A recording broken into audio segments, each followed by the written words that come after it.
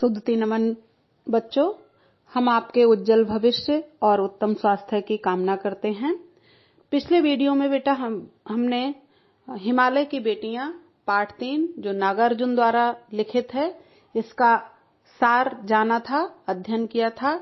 आज इस वीडियो में हम लोग इसी पाठ से संबंधित शब्दार्थ व उसका प्रश्नोत्तर कार्य करेंगे। तो आइए देखते हैं शब्दार्थ। शब्दार्थ हैं, पहला है संभ्रांत, इसका अर्थ होता है अच्छे कुल की। दूसरा उल्लास, खुशी। विस्मय का अर्थ आश्चर्य। कौतूहल का अर्थ है उत्सुकता। बंधुर का अर्थ है मुकुट। अधित्यकाय का अर्थ है पहाड़ के ऊपर की समतल भूमि। सरसब्ज का अर्थ है हरा भरा। उपत्यकाएं का अर्थ है घाटी या कह सकते हैं पहाड़ के आसपास की निचली भूमि। निकेतन का अर्थ है घर। लुभावन का मतलब होता है मन को भाने वाली। विरही का मतलब वियोगिनी। मुदित का अर्थ प्रसन्न। खुमारी का अर्थ है आलस और अनुपम का अर्थ है जिसकी उपमा ना हो। लघुत्तरीय प्रश्नोत्तर देखेंगे। प्रश्न नंबर 1, लेखक ने किसको ससुर और किसको दामाद कहा है? उत्तर लिखेंगे, लेखक ने हिमालय को ससुर और समुद्र को उसका दामाद कहा है। प्रश्न नंबर 2, नदियों का उल्लास कहाँ जाकर गायब हो जाता है? उत्तर लिखेंगे, नदियों का उल्लास मैदान में जाकर गायब हो जाता है। प्रश्न नंबर 3, नदियां कहाँ उछलती, कूदती और हंसती दिखाई पड़ती हैं? उत्तर लिखेंगे, नदियां हिमालय की गोद में उछलती, कूदती और हंसती दिखाई पड़ती हैं। प्रश्न नंबर 4, हिमालय की बेटियां पाठ के लेखक कौन हैं? उत्तर लिखेंगे, हिमालय की बेटियां पाठ के लेखक नागार्जुन हैं। प्रश्न नंबर 5, इस पाठ में हिमालय की बेटियां किन्हें कहा गया है? उत्तर लिखेंगे, इस पाठ में हिमालय की बेटियां नदियों को कहा गया है। प्रश्न नंबर 6, नदी का गंभीर और शांत रूप किस भांति प्रतीत होता है? उत्तर, नदी का गंभीर और शांत रूप संभ्रांत महिला की भांति प्रतीत होता है। भांति का अर्थ होता है तरह के समान। प्रश्न नंबर 7, लेखक ने नदियों का कुछ और रूप कब देखा? उत्तर लिखेंगे, जब लेखक हिमालय के कंधे पर चढ़ा तो उसने नदियों का कुछ और रूप ही देखा। प्रश्न नंबर 8, किसका विराट प्रेम पाकर भी नदियों का हृदय अतृप्त ही रहता है? अतृप्त का मतलब प्यासा, अशांत। उत्तर लिखेंगे, अपने महान पिता का विराट प्रेम पाकर भी नदियों का हृदय अतृप्त ही रहता है। प्रश्न नंबर 9, हिमालय पर नदियों का रूप और स्वभाव कैसा होता है? उत्तर लिखेंगे, हिमालय पर नदियां दुबली पतली होती हैं और इनके स्वभाव में चंचलता होती है। प्रश्न नंबर 10, लेखक के दिल में नदियों के लिए आदर और श्रद्धा के भाव क्यों थे? उत्तर, लेखक के दिल में नदियों के लिए आदर और श्रद्धा के भाव इसलिए थे क्योंकि वे माता स्वरूप होती हैं। प्रश्न नंबर 11, नदियों की बाल लीला कहाँ देखने को मिलती है? उत्तर लिखेंगे, नदियों की बाल लीला बर्फ जली नंगी पहाड़ियों में और छोटे छोटे पौधों से भरी घाटियों में देखने को मिलती है।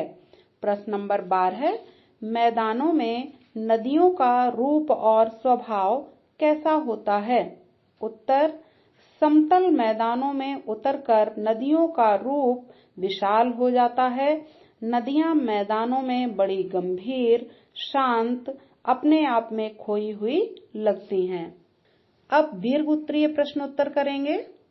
दीर्घ उत्तरीय का प्रश्न नंबर 1, नदियों को मां मानने की परंपरा हमारे यहाँ काफी पुरानी है, लेकिन लेखक नागार्जुन उन्हें और किन रूपों में देखते हैं? उत्तर लिखेंगे, नदियों को मां स्वरूप तो माना ही गया है, लेकिन लेखक नागार्जुन ने उन्हें बेटियों, प्रेयसी व बहन के रूप में भी देखा है। प्रश्न नंबर 2, सिंधु और ब्रह्मपुत्र की क्या विशेषताएं बताई गई हैं? उत्तर, सिंधु और ब्रह्मपुत्र हिमालय से निकलने वाली प्रमुख और बड़ी नदियां हैं। इन दो नदियों के बीच से अन्य दो छोटी बड़ी नदियां बहती हैं। ये नदियां दयालु हिमालय के पिघले दिल की एक एक बूंद इकट्ठा होकर ये नदी बनी है। ये नदियां सुंदर एवं लुभावनी लगती हैं। प्रश्न नंबर 3, यह लेख 1947 में लिखा गया था, तब से हिमालय से निकलने वाली नदियों में क्या क्या बदलाव आए हैं? उत्तर, नदियां युगों युगों से मानव जीवन के लिए कल्याणकारी रही हैं। ये युगों से एक मां की तरह हमारा भरण पोषण करती हैं। इनका जल भूमि की उर्वरा शक्ति का मतलब होता है उपजाऊ शक्ति, बढ़ाने में विशेष भूमिका निभाती हैं। इसलिए नदियां माता के समान पवित्र एवं कल्याणकारी हैं। मानव नदी को दूषित करने में, यहाँ पे के नहीं आएगा, दूषित करने में कोई कसर नहीं छोड़ता, परंतु इसके बावजूद भी अपार दुख सहकर भी इस प्रकार का कल्याण केवल माता ही कर सकती है। अतः काका कालेलकर ने नदियों की मां समान विशेषताओं के कारण उन्हें लोक माता का दर्जा दिया है। लोक माता का अर्थ होता है लोगों की माता। प्रश्न नंबर 4, हिमालय की यात्रा में लेखक ने किन किन की प्रशंसा की है? उत्तर, हिमालय की यात्रा में लेखक ने नदियों, पर्वतों, बर्फीली पहाड़ियों, हरी भरी घाटियों तथा महासागरों की भूरी भूरी प्रशंसा की है। अब अभ्यास कार्य करेंगे। अभ्यास कार्य का प्रश्न है, पिछली कक्षा में आप विशेषण और उसके भेदों से परिचय प्राप्त कर चुके हैं, यानी कि विशेषण और विशेष से आप पढ़ चुके हैं। नीचे दिए गए विशेषण और विशेष संज्ञा का मिलान कीजिए। तो इसमें मैंने सही उत्तर आपको लिख के दे दिया है। जैसे संभ्रांत विशेषण शब्द है, विशेष से होगी महिला, संभ्रांत महिला।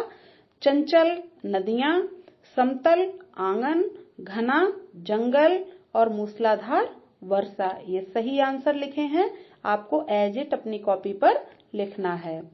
अगला है, नदी को उल्टा लिखने से दीन होता है, जिसका अर्थ होता है गरीब। आप भी 5 ऐसे शब्द लिखिए जिसे उल्टा लिखने पर सार्थक शब्द बन जाए। प्रत्येक शब्द के आगे संज्ञा का नाम भी लिखिए, जैसे नदी दीन। तो दीन आपका भाववाचक संज्ञा बनेगा और नदी आपका जातिवाचक संज्ञा था। उत्तर ये मैंने आपको लिख के बताए हैं। अगर आप चाहें तो इनसे हटके भी कोई शब्द लिख सकते हैं अपनी समझ से, जैसे धारा और राधा। धारा जैसे नदी की धारा और राधा एक लड़की का नाम हो गया, तो ये व्यक्तिवाचक संज्ञा हो गया। इसी तरह नव और वन। नव का मतलब होता है नया और जब उसको उल्टा किया तो बन गया वन। अब वन की बात हो रही तो यहाँ जातिवाचक संज्ञा होगा, क्योंकि पार्टिकुलर एक वन का कोई नाम नहीं दिया गया, तो जातिवाचक संज्ञा होगा। सभी जंगलों वनों की बात हो रही है। अगला है राम, इसका उल्टा करेंगे तो हो जाएगा मरा, तो यहाँ मरा आपका भाववाचक संज्ञा बनेगा। अगला है राही, इसका उल्टा करेंगे तो हो जाएगा हीरा, तो हीरा जो है द्रव्यवाचक संज्ञा होगा, क्योंकि जितनी भी सॉलिड और लिक्विड चीजें होती हैं वो हमारी द्रव्यवाचक संज्ञा के अंतर्गत आती हैं, जैसे ठोस और द्रव्य। अगला है गल, इसका अर्थ हो जाएगा, इसका उल्टा करेंगे तो हो जाएगा लग, तो ये आपका लग का मतलब भाववाचक संज्ञा बनेगा। गृह कार्य, कुछ प्रश्न आपको दिए हैं जो आपको खुद करने हैं। जैसे समय के साथ भाषा बदलती है, शब्द बदलते हैं और उनके रूप बदलते हैं। जैसे बेतवा नदी के नाम का दूसरा रूप बेत्रावती है। नीचे दिए गए शब्दों में से ढूंढकर इन नामों के अन्य रूप लिखिए। जैसे सतलुज, झेलम, अजमेर, रोपड़, चिनाव, बनारस। यहाँ एक ये बॉक्स में इनके सही आंसर लिखे हैं, इनको आपको मैच करना है। जैसे सतलुज है तो इसका बदला हुआ रूप क्या है, तो यहाँ शतद्रुम हो जाएगा आपका, है ना। तो आप खुद ढूंढने का कोशिश करें। जैसे रोपड़ है तो रूपपुर हो जाएगा, बनारस का वाराणसी, अजमेर का अजयमेरू, इस तरह। अगला है प्रश्न 7, नदियों से होने वाले लाभों के विषय में चर्चा कीजिए और इस विषय पर 20 पंक्तियों का एक निबंध लिखिए। यहाँ पे आपको एज ए निबंध एक 20 लाइनों का निबंध लिखना है, बहुत बड़ा नहीं लिखना है, 20 से 25 लाइनों का निबंध लिखना है।